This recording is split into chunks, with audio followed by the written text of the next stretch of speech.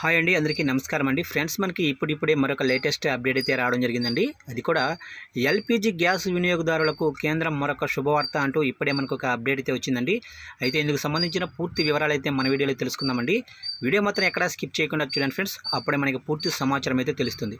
ఇక లేట్ చేయకుండా వివరాల్లోకి వెళ్ళిపోదాము. ఇక మీకు ఎల్పిజి గ్యాస్ సిలిండర్ కనెక్షన్ ఉంటే ఈ వార్త మీకు ఉపశమనం కలిగిస్తుంది.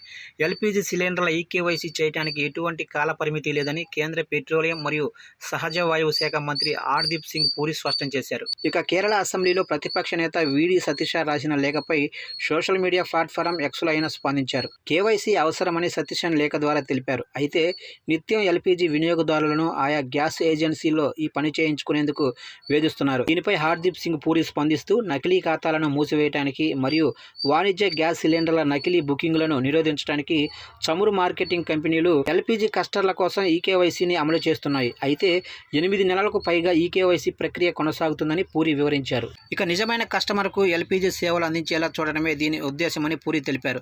ఈ మొత్తం ప్రక్రియలో కస్టమర్ యొక్క రిజిస్టర్డ్ మొబైల్ నెంబర్కు ఓటీపీ పంపబడుతుంది. వినియోగదారుడు తన సౌలభ్యం ప్రకారం డిస్ట్రిబ్యూటర్ షోరూమ్ను కూడా సంప్రదించవచ్చు. ఇక ఈకేవైసీ కోసం ఎటువంటి కాల పరిమితి అయితే లేదని చెప్తున్నారు. అంతేకాకుండా చమురు మార్కెటింగ్ కంపెనీల యాప్ను ఇన్స్టాల్ చేయడం ద్వారా కస్టమర్లు తమ కేవైసీ ప్రక్రియను స్వయంగా పూర్తి చేయవచ్చు. అలాగే ఆయిల్ మార్కెటింగ్ కంపెనీలు లేదా కేంద్ర ప్రభుత్వ ఈకేవైసీ కోసం ఎటువంటి కాల పరిమితి లేదని కూడా పూరి చెప్పారు.